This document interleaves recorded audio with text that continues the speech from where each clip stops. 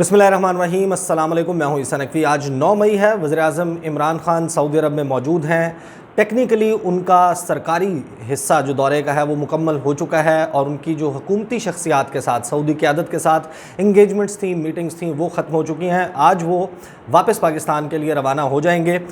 इस वीडियो में मैं 3 से 4 इंतहाई अहम चीज़ें डिस्कस करूँगा। एक तो प्रोटोकॉल्स बहुत मैटर करते हैं डिप्लोमेसी में। क्या प्रोटोकॉल्स कुछ तब्दील हुए हैं? वज़ीर-ए-आज़म इमरान खान का इस्तकबाल कैसा था सऊदी अरब में? और जो यूजुअली रिवायती तौर पर एक रेड कारपेट वेलकम किया जाता है, सुर्ख कालीन बिछाया जाता है किसी भी ऐसी शख्सियत जिसको आपने इज़्ज़त देनी हो, जिसको आप वीवीआईपी समझते हो, इंतहाई अहम शख्सियत समझते हो, उसके लिए रेड कारपेट रोल किया जाता है। वज़ीर-ए-आज़म इमरान खान जिस वक्त सऊदी अरब पहुँचे, उनका इस्तकबाल किस किस्म का था और उनके लिए जामनी कालीन क्यों रोल किया गया सऊदी अरब की तरफ से? एक तो इसके हवाले से कुछ तफसीलात हैं मेरे सामने। और क्या इसका मतलब यह है कि वज़ीर-ए-आज़म को कोई कम प्रोटोकॉल दिया गया है या फिर अब ये यूजुअल स्टैंडर्ड प्रैक्टिस बन जाएगी सऊदी अरब की? इसके हवाले से बात कर लेंगे। और 3 से 4 इंतहाई अहम नुकात क्या हैं मुश्तरका एलामिये के, जो कि जारी कर दिया गया है पाकिस्तान और सऊदी अरब के दरमियान। और फिर बहुत ज़्यादा शोर मचा हुआ था कि नाकाम हो गया है ये दौरा, क्योंकि वज़ीर-ए-आज़म इमरान खान उनकी मुलाकातों में और उसके बाद जो जारी होने वाले बयानात हैं, इसका मतलब ये है कि पाकिस्तान का जो देरीना मौक़िफ़ है कश्मीर या कश्मीर का इशू ओवरऑल, इसको नज़रअंदाज कर दिया गया। बहुत सारे लोगों ने इसके ऊपर मेन स्ट्रीम मीडिया में बात की, ट्विटर के ऊपर, दीगर जो सोशल मीडिया ऐप्स हैं उनके ऊपर इस पर बात होती रही। तो कश्मीर का मामला है या नहीं, ये भी मैं आपके सामने रख दूँगा। और इंतहाई एक बड़ी खुशखबरी है पाकिस्तान के लिए, पाकिस्तानियों के लिए। एक ऐसा फ़ैसला अगर इसको प्रॉपरली इम्प्लीमेंट कर दिया जाता है और मौजूदा हुकूमत इसको परसू करती है सही तरीके से, तो मैं ये समझता हूँ कि पाकिस्तान की, पाकिस्तानियों की तकदीर बदल सकती है। बहुत अहम ये फ़ैसला होगा। देखना है कि इसमें आने वाले दिनों में क्या होगा। सऊदी अरब का जो दौरा है वज़ीर-ए-आज़म का, इसके हवाले से मैं एक वीडियो अपने कम्युनिटी पेज पर ऑलरेडी शेयर कर चुका हूँ। मैंने इंटरव्यू दिया था, मोयद जाफरी कॉलीग है हमारे, कुछ तफसीलात में उसमें बयान कर चुका हूँ। लेकिन ज़ाहिर है तमाम लोगों ने वो वीडियो नहीं देखी होगी जो मेरे फॉलोअर्स हैं या जो मेरे चैनल को फॉलो करते हैं, तो उनके लिए मैं ये तमाम तफसीलात जो है वो सामने रख दूँगा। सबसे पहले तो ये समझ लेते हैं कि वज़ीर-ए-आज़म का जो इस्तकबाल है वो किस किस्म का था। आपको अंदाज़ा है कि जब पाकिस्तान ने किसी शख्सियत को बहुत ज़्यादा अच्छे तरीके से प्रोटोकॉल देना होता है, उसको वेलकम इस तरीके से करना हो कि जिससे उसको उसकी अहमियत का अंदाज़ा हो।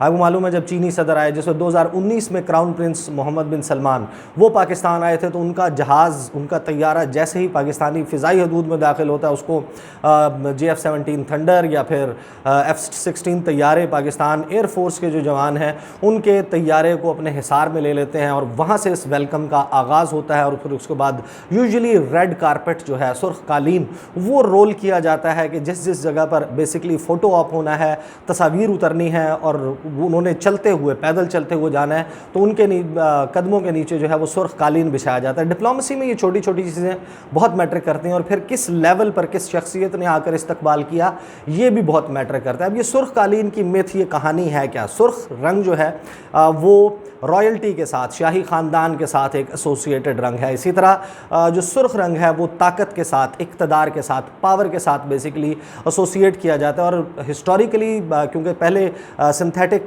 डाइज़ नहीं होती थी, कलर जो है वो डिफरेंट तरीके से किया जाता था, तो जो सुर्ख रंग है वो क्योंकि उसकी डाई बहुत महंगी बनती थी, इस वजह से भी इसको रॉयल्टी के साथ, शाही ख़ानदान के साथ एसोसिएट किया जाता था। और ये ट्रेंड जो है वो ये शुरू हुआ 19वीं सदी के आगाज़ में, यानी कि सन 1800 ऑनवर्ड्स ये ट्रेंड शुरू हुआ। 1822 में अमेरिका के सदर जेम्स मनरो जिस वक्त उन्होंने साउथ कैरोलिना का दौरा किया, तो जॉर्ज टाउन शहर में उनके लिए रेड कारपेट रोल किया गया, जिस पर उन्होंने चलते हुए वो गए।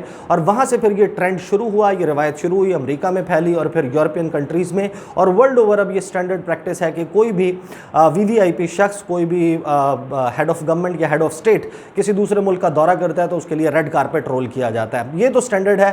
फिर इसी तरह जब 20वीं सदी का आगाज़ हुआ, न्यूयॉर्क शहर में अशराफिया की भर के एक जो ट्रेन पहुंची थी, जो एलीट क्लास से ताल्लुक़ रखने वाले जो नई सदी को वेलकम करने के लिए आए थे, उनके लिए भी रेड कारपेट जो है वो रोल किया गया था। फिर बॉलीवुड, हॉलीवुड में ये कल्चर जो है वो ट्रांसफ़र हुआ।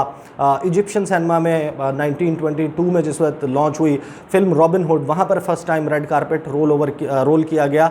और फिर अब ऑस्कर अवार्ड्स हों, दीगर ऐसी तकरीबात जहाँ पर वीवीआईपीज़ ने आना हो, वहाँ पर सुर्ख कालीन जो है वो रोल किया जाता है। बल्कि पाकिस्तान में तो अब शादियों में भी ये कल्चर बन गया, रेड कारपेट जो है वो बिछाया जाता है मेहमानों का इस्तकबाल करने के लिए। अब जब वज़ीर-ए-आज़म इमरान खान वहाँ पहुंचे हैं तो जामनी रंग का कालीन मौजूद था। पता नहीं कितने लोगों ने इसको नोट किया या नहीं। फिर इसके हवाले से मैंने देखा तो मुझे पता चला कि ये दूसरा मौका है कि जब सऊदी अरब ने पर्पल कारपेट वेलकम दिया है किसी भी विजिटिंग डिग्नेटरी को, कोई भी शख्स बाहर से आया हो। इससे पहले यूएई के जो वली अहद हैं क्राउन प्रिंस मोहम्मद बिन जैद, उनका दौरा भी 2 रोज़ पहले जो है वो मुकम्मल हुआ।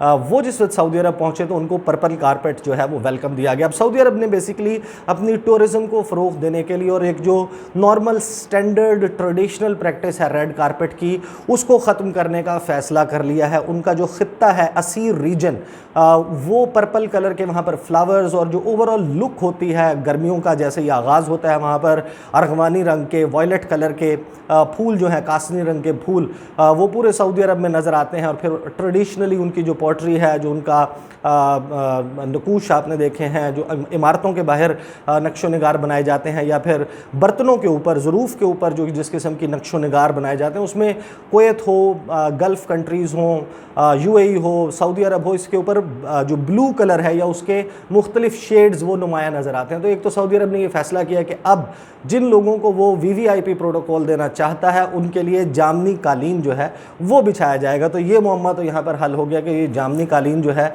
वो कोई डाउनग्रेड करने के लिए नहीं था कि यूजुअल रेड कारपेट वेलकम नहीं दिया। ये सऊदी अरब का अब डिसीजन है और जितने भी वीवीआईपीज़ होंगे उनको अब सऊदी अरब में इसी तरीके से वेलकम किया जाएगा। दूसरा जो सिग्निफिकेंस है कि आपको किस लेवल के ऊपर रिसीव किया गया है, तो टेक्निकली स्पीकिंग जो किंग हैं सऊदी अरब के शाह सलमान, वो बीमार हैं, अलील हैं, वो नहीं जो है वो ज़्यादा पब्लिकली ख़ास तौर पर कोरोना वायरस की वजह से उनका जो पब्लिक एक्सपोजर है वो तकरीबन ना होने के बराबर है। तो मोहम्मद बिन सलमान जो कि डिफेक्टो रूलर भी हैं सऊदी अरब के, उन्होंने ख़ुद इस्तकबाल किया वज़ीर-ए-आज़म इमरान खान का। तो दैट मीन्स के ओवरऑल जो रीसेट या रीसेटिंग ऑफ टाइज़ पाकिस्तान और सऊदी अरब के ताल्लुकात की होनी थी, बैक ऑन ट्रैक आना था, वो आ गए हैं। वज़ीर-ए-आज़म इमरान खान को जो टॉप गवर्नमेंट फंक्शनरी या टॉप स्टेट फंक्शनरी के लेवल के ऊपर रिसीव जो है वो किया गया। अब आ जाते हैं उस मुश्तरका एलामिया की तरफ। और एक जो शोर मचा था कि कश्मीर के मामले पर, बल्कि उससे भी पहले जो अच्छी खबर है, क्योंकि मैं इंटरव्यू में तो वो बता चुका हूँ, लेकिन मेरे चैनल के ऊपर जो लोग देखना चाहते हैं या जिनको इल्म नहीं है वो मैं आपको बता देता हूँ कि एक बहुत बड़ा फ़ैसला हुआ है। और वो फ़ैसला ये है कि जो विजन 2030 है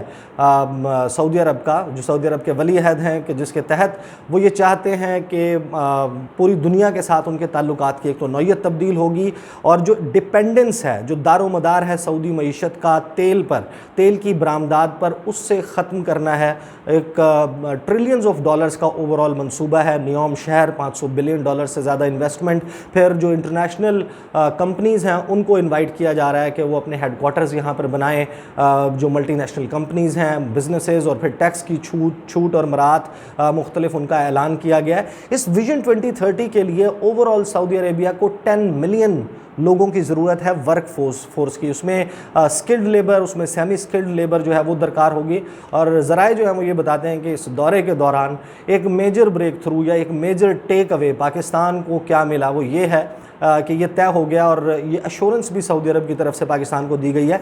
इसकी मुख्तलिफ मोडालिटीज़ हैं जिनके ऊपर काम होना है कि इसको एग्जैक्टली इम्प्लीमेंट कैसे करना है। लेकिन ये जो 10 मिलियन अफराद सऊदी अरब को चाहिए, यानी कि 1 करोड़ अफराद 2030 तक, उसमें जो मेजर वर्क फोर्स है वो पाकिस्तान से ली जाएगी। ज़्यादा तादाद पाकिस्तानियों की होगी in comparison with other countries. ज़ाहिर है कि आपको पता है कि साउथ एशियन नेशन से लोग जाते हैं गल्फ़ कंट्रीज़ में मुलाजमतों के लिए, उसमें मजदूर तबका शामिल है, उसमें स्किल्ड लेबर जो है वो ज़ाहिर है कि पाकिस्तान से निस्बतन कम जाती है। लेकिन जिस वक्त अफ़गानिस्तान, पाकिस्तान, इंडिया, बांग्लादेश, श्रीलंका, इन ममालिक से तकरीबन 1 करोड़ अफराद को नौकरियाँ मिलनी है, तो सबसे ज़्यादा नौकरियाँ पाकिस्तान को मिलेंगी।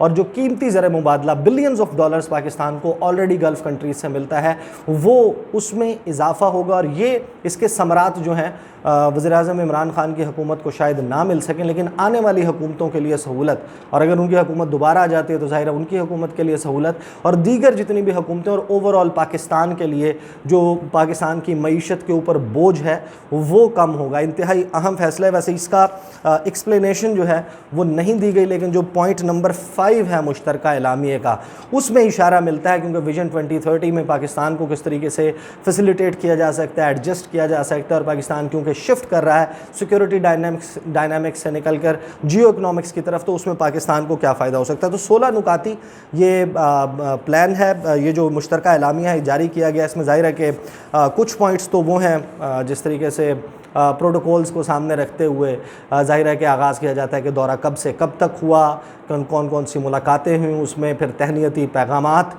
उनका तबादला दोनों ममालिक के दरमियान, फिर ये कि तमाम जो रेंज ऑफ इश्यूज़ है दोनों ममालिक के दरमियान जो दो तरफ़ा ताल्लुकात हैं उनके ऊपर बात हुई। ये सारा पॉइंट्स ज़ाहिर है मैं नहीं इसकी डिटेल में जाऊंगा, लेकिन आ जाते हैं सबसे पहला और इम्पॉर्टेंट पॉइंट फ़लस्तीन का मसला। फ़लस्तीन के हवाले से आपको मालूम है कि सऊदी अरब की पॉलिसी बड़ी डामाडोल नज़र आ रही थी जब डोनाल्ड ट्रंप मौजूद थे, और लग रहा था कि जो 22 अरब रियासतें उनको मिडल ईस्ट पीस प्लान के तहत मजबूर किया जाएगा या उनको किसी लालच के एवज़ जो है वो ये कह दिया जाएगा कि आप इसराइल को तस्लीम करें, उसके साथ ताल्लुकात कायम करें। अब इस दौरे में दोनों ममालिक के सऊदी अरब के और पाकिस्तान के दरमियान बात हुई और एग्जैक्टली वो पोजीशन सामने आई है इस मुश्तरका एलामिया में जो पाकिस्तान ने पोजीशन ली थी।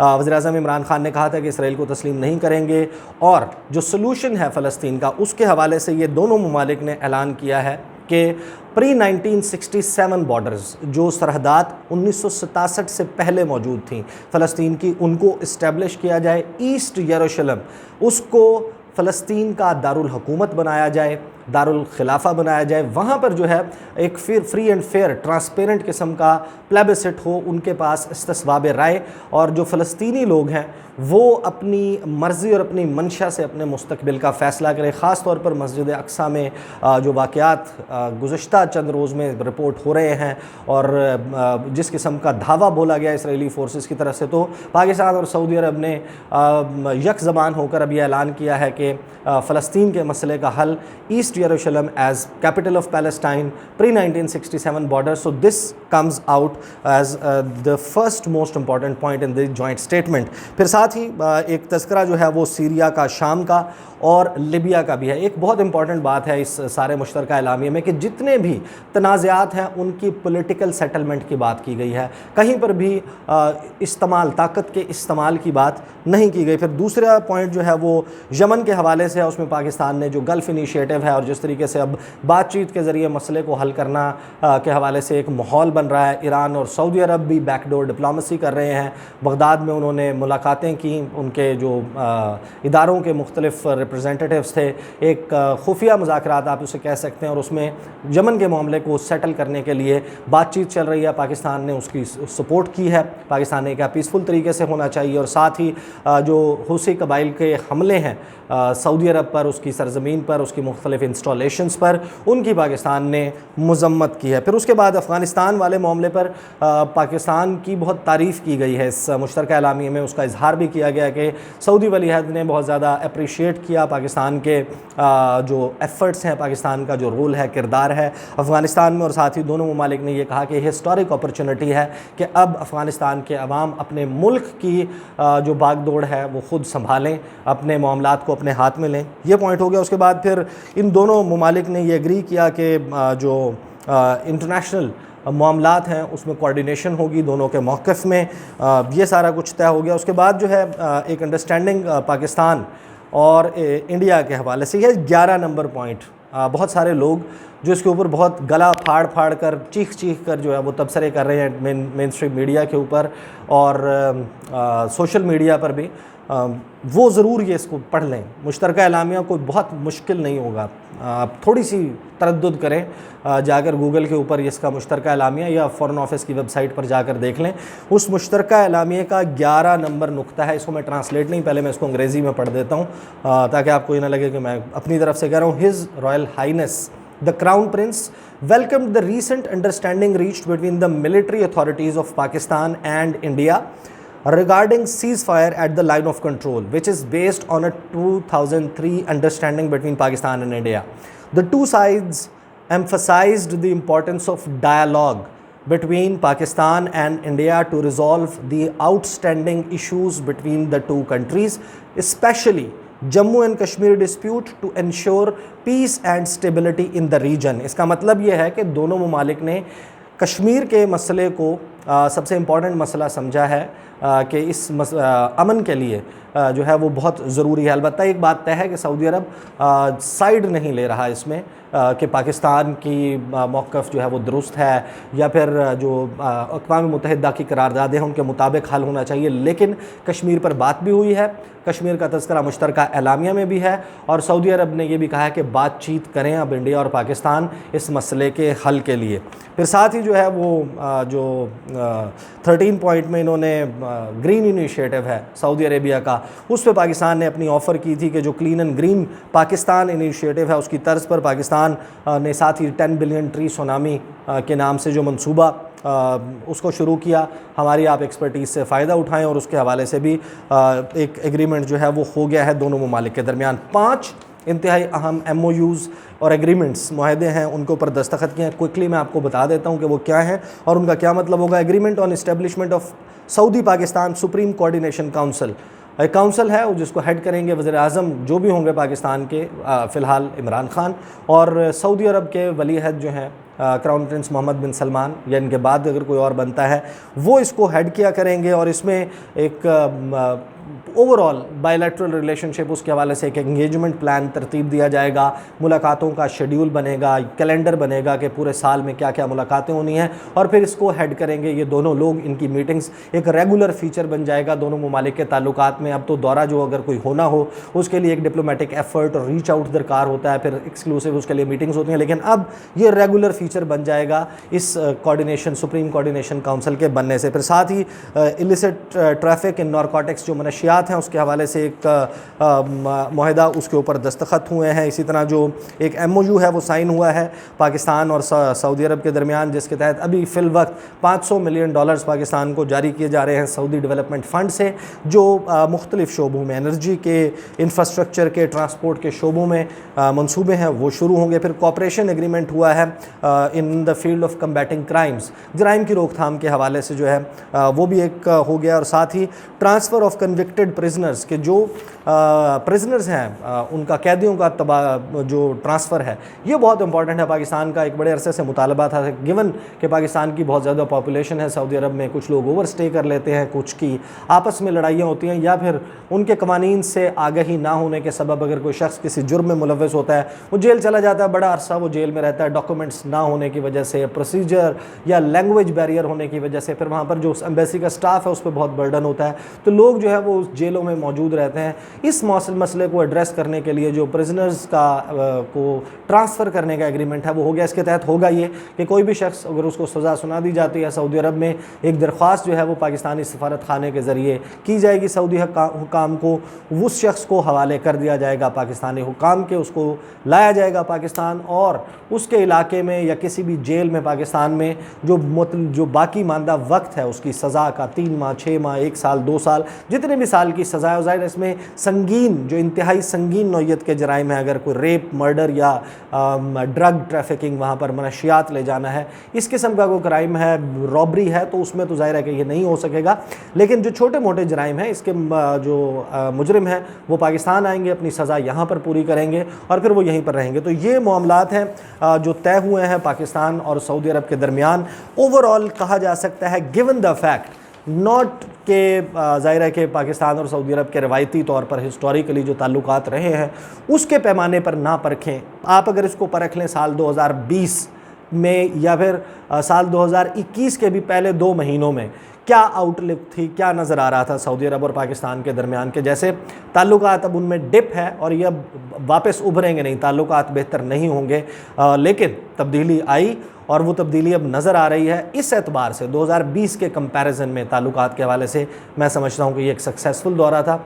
अदरवाइज़ अगर नॉर्मल रिलेशनशिप चल रहा होता तो अब उसको बिल्ड ऑन करने की ज़रूरत थी, लेकिन बैक ऑन ट्रैक जो है वो कहा जा सकता है। तो ये थी तफसीलात। अगली वीडियो में इंशाल्लाह आपके साथ मुलाकात होगी। मुझे इजाज़त दीजिए। अल्लाह हाफ़िज़।